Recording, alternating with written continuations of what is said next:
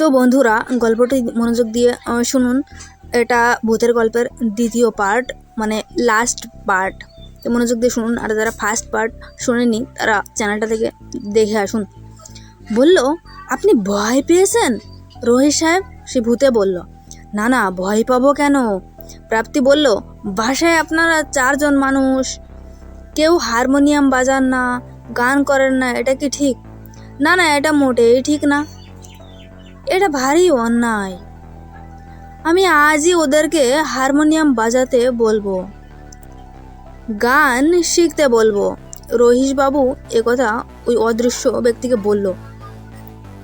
কথা শুনে প্রাপ্তি হাসলেন, বললেন, আপনি চাইলে আপনাকে আমি গান শেখাতে পারি, এখন থেকেই শুরু করা যেতে পারে, কিন্তু আপনাকে তো আমি দেখতে পাচ্ছি না। আমাকে দেখতে হবে না, আপনি আসুন আমার কাছে। রহিত সাহেব ধীরে ধীরে এগিয়ে গেলেন সেদিকে। তার পা কাঁপছে। তিনি গিয়ে কার্পেটে জোর আসন করে বসলেন। বুঝতে পারলেন তার সামনে প্রাপ্তি হারমোনিয়াম ধরে বসে আছে। চলুন শুরু করা যাক, একথা প্রাপ্তি মানে ওই অদৃশ্য মানুষটি রহিসবাবুকে বলল। সারে গামা পাধানিসা। রহিস উদ্দিন মিনমিন গলায় ধরলেন। মেয়েটা হেসে উঠল, এভাবে হবে না, আপনি গলা ছেড়ে দিয়ে রেওয়াজ করুন। আবার সারে গামা।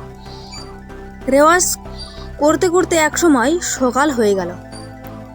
রহিত সাহেবের রেওয়াজের শব্দে সবারই ঘুম ভেঙে গেল। তারা বিছানা ছেড়ে ড্রয়িং রুমের দিকে পা বাড়ালো। দেখলো রহিত সাহেব চোখ বন্ধ করে সারে গামা করছেন, সামনে হারমোনিয়াম। ইলা বলল, বাবা তোমার কি হয়েছে, এরকম করছো কেন?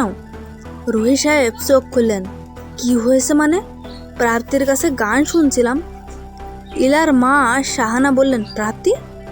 প্রাপ্তিটা আবার কে? তুমি কি পাগল হয়ে গেছো নাকি? বিজু গাড়ির দিকে তাকিয়ে বলল, বাবা 7টা বাজে, মানিকগঞ্জ যাবে না? বাপ হুড়মুড়িয়ে উঠলেও তখনই দারোয়ান এসে বলল, অফিসের মাইক্রোবাস এসে দাঁড়িয়ে আছে, আপনাকে এক্ষুনি যেতে বলছে।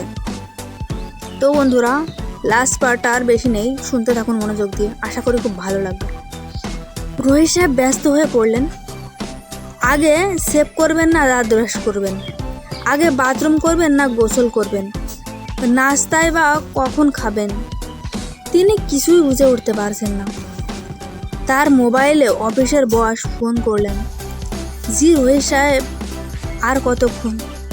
রহিত সাহেব বললেন, রেডি হতে হতে আমার আধা ঘন্টা তো লাগবে। বলেন কি আপনি? এটা কি কোন কথা হলো? এটা কি কোনো কথা হলো? অফিসের বস ড্রাইভারকে বললেন, রমিজ গাড়ি স্টার্ট দাও, উনি তোমাদের সঙ্গে যেতে পারবেন না। রহিত সাহেব ঠিক আধা ঘন্টা পরে নিচে নামলেন। দারোয়ানকে জিজ্ঞেস করে জানতে পারলেন তাকে রেখে গাড়ি চলে গেছে। মেজাজ খারাপ করে তিনি উপরে উঠে এলেন।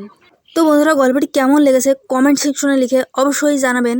আর যদি গল্পটি ভালো লেগে থাকে এমন আরও অনেক গল্প পেতে চ্যানেলটিকে সাবস্ক্রাইব করে স্টোরি 2.0 চ্যানেলটির পাশেই থাকবেন, আর আপনাদের কাছে গল্পগুলোর নোটিফিকেশন পৌঁছে যাবে। ধন্যবাদ।